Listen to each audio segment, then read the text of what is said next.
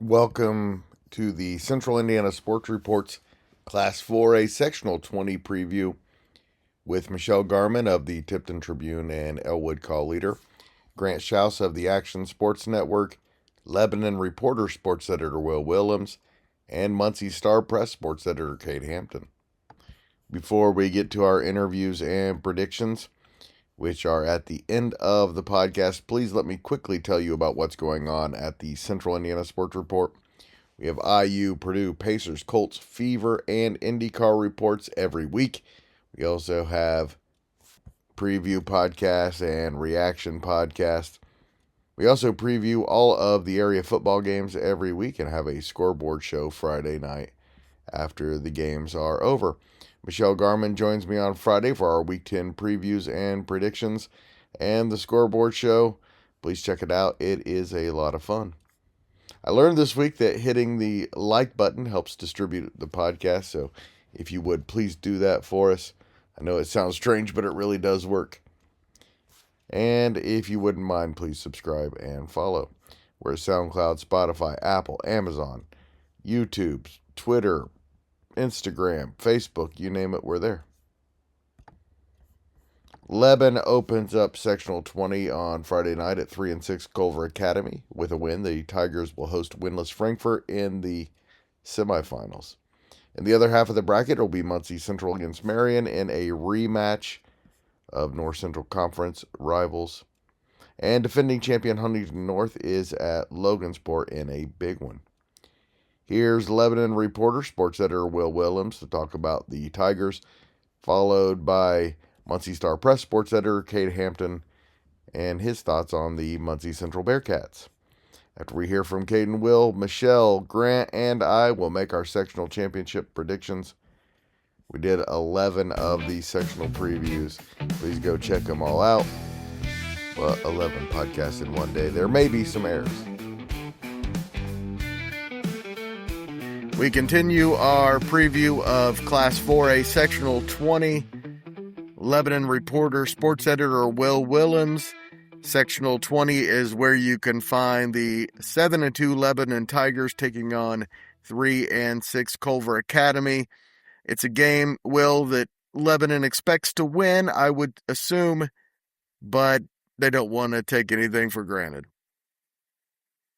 It's going to be a tricky matchup, mainly just because it's a 2.5-hour bus ride up to Culver for the Tigers, but they've had some long bus rides this year already prepare, and last year they didn't really know much about Culver coming in and had to gut out a 35-32 win against them. So they've had a good week of practice so far. They're on fall break, so their practices schedule has been changed up a little bit.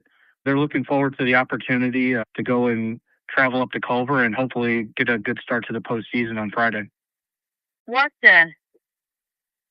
are Lebanon's strengths as they head into this sectional, the strengths and their chances of winning this sectional? Strength-wise, especially offensively, they've been pretty balanced. Chris Hill came in. He's a quarterback transferred from Bishop Chatard in the offseason. He's really helped bring a new dynamic to their offense. He has two really good receivers to throw to in Jacob Jones and Tannen Mondin, who are both right around 500 yards on the season and can bust big plays too. So they've formed a really nice kind of 1-2 punch in the passing game, and Chris has done a good job kind of building that relationship with them. Then running the ball, Josh Parks, he's had a great year, senior running back, 900 yards on the year, and Chris Hill has run for close to 500 yards roughing as well. So they have a really nice balance offensively that they can kind of take the game in different ways. Defense, they've been very opportunistic this year, a lot of kind of bend and don't break. They've given up some drives, but then have found ways to kind of shut the door before giving up touchdowns. And when they've needed it, they've gotten some key turnovers. Talking with Coach Josh Yoder this week, he kind of highlighted their game against McCutcheon earlier in the year, where McCutcheon led early. Lebanon was able to force 2 back-to-back turnovers that really kind of turned that game around. Lebanon converted both of those turnovers into touchdowns and kind of put the Tigers on their way. And they've done that a couple times this year where when things were really tight late in games, their defense has really rose to the occasion. And if they can continue to do that, then they feel pretty good about their chances in this sectional.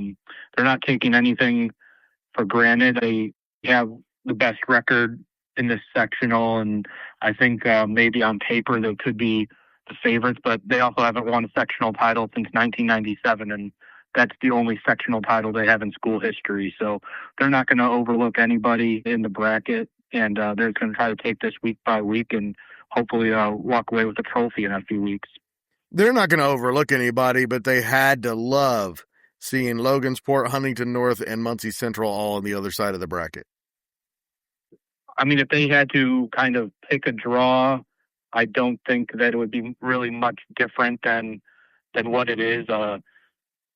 Since they got to play, they know that Culver is going to be a tough team. It's kind of an unfamiliar opponent, but they got to see them last year, so I don't think people can underestimate that bus trip, especially when they're coming off a fall break and haven't been in school for a week and just kind of been sitting around. So I think they have a good plan of how to split up the bus trip on Friday into some segments to kind of get them ready to go. Then if you win that, you get Frankfurt, who's they've struggled a little bit this year, so it's a chance to kind of work on some things maybe before a sectional championship game. So it's a really kind of friendly draw. There's some really good teams on the bottom half of the bracket, but when you can play those later in the year, that's definitely important. Will Willems, thank you so much for your time. Look forward to it. Also hear Will on our Sectional 34 preview where Western Boone is in that one. Thanks so much, Will. We continue our preview of Class 4A Sectional 20 with Muncie Star-Press sports editor Cade Hampton, who's joining us now to talk about the Muncie Central Bearcats, who are, I would say, a fringe contender in the sectional. And just to say that in 1 year under Kyle Baresh, what does that say about the job he did over there? The immediate kind of turnaround was just remarkable. I mean, their first winning season, I believe, since 2016, something like that. And to be in this position where they're going into this sectional ready to compete for it, maybe as a, potential sleeper team in this bracket, it speaks volumes to just the job he's done in year one and the buy-in that those kids have for him and everybody kind of doing their job, doing their part. Seems like they've gotten better over the course of the season. They've got a lot of good athletes. I think obviously that sectional is pretty tough. You got some really good teams in there. For them to even really be thinking about contending in it is a really big step up. Cade, just a couple of things first. What do you think is the biggest change that Burrish brought to Muncie Central? Is it a more disciplined team? Is it just a style more suited to their athletes? What do you think is his biggest that he's did? And then how do you see a rematch with Marion? I think it's kind of a combination of maybe the two things that you said. I think the discipline growth, that's been something that Coach Padgett kind of got rolling as far as getting the grades up in the classroom and getting everybody on the same page. But I just couldn't really put it together on the field. And I feel like Baresh has really kind of done a better job, like you said, with the athletes schematically, getting guys into space. Dacian Eccles obviously is kind of the big name out there, but they have a lot of really good athletes. Johnson, the running back, is really good. Carlos Eccles at receiver, Kai Hyatt at receiver. And I think the quarterback, too, Mason Ferguson, has really gotten a lot better as the season goes along. And if you look at the Marion matchup, they really went into Marion on the road in the regular season, took care of business there, and they're going into this with confidence and feel like they can probably repeat that performance. Is it good? Do you think, though, because that was a 41-21 game, I know. So do you think that there would be a possibility Muncie's the players, never the coaches, because coaches always know what's at stake. But as we're often reminded, especially by coaches like Aaron Toll and Jeff Adamson and stuff who've been through it, when you're dealing with 15, 16-year-old kids, sometimes it's hard to get in their frame of mind and make them realize, hey, you beat a team 3 touchdowns the first time. That doesn't mean you can go in there and just show up and get the same result. That's something the coaches are are bought into. And as long as Coach Bresh has the kids buying into that mindset, buying into that mentality that there's no free wins. You got to stay focused on what's in front of you. And the one thing that he's said throughout the season is just going 1-0, staying focused on that each week. So I'm sure if the kids are taking that to heart, I'm sure they're locked in, not sleeping. Obviously, Marion will be on the other end of that, kind of looking for a revenge game of sorts. So just got to go in, keep your eye on what's in front of you, and then focus on whatever comes next. And they'll probably be the underdog in week 2 against either Huntington North or Logansport. Then on the other side, you have Lebanon, which is probably the overall favorite. But if everything broke right for Muncie Central, you could probably see them winning this, right?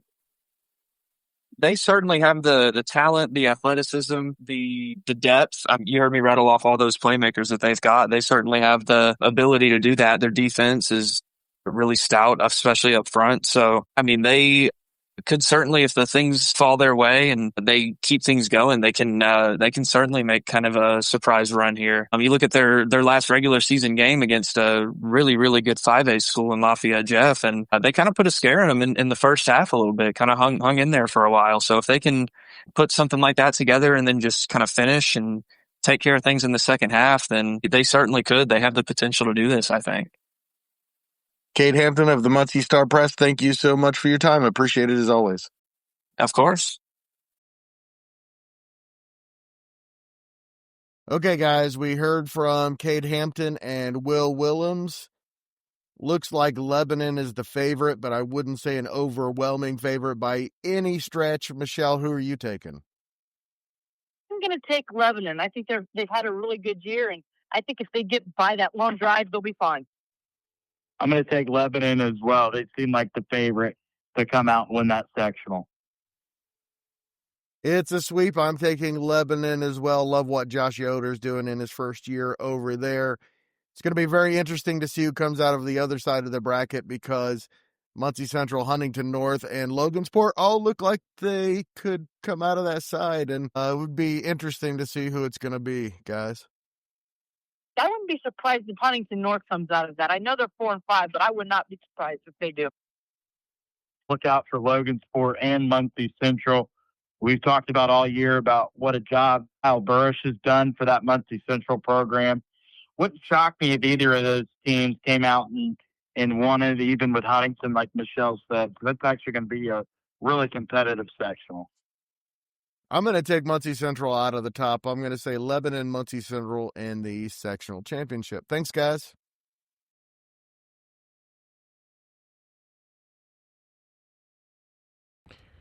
Thanks so much to Michelle, Grant, Cade, and Will for joining the podcast.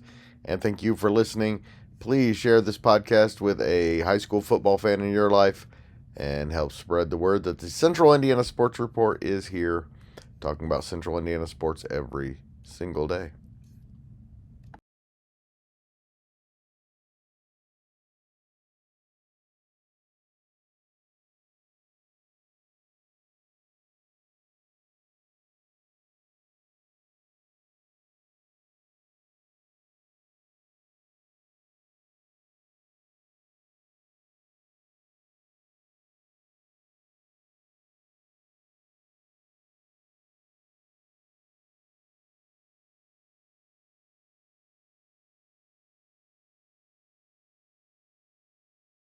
Central Indiana Sports Report is a product of ITG Media, and I love Susie.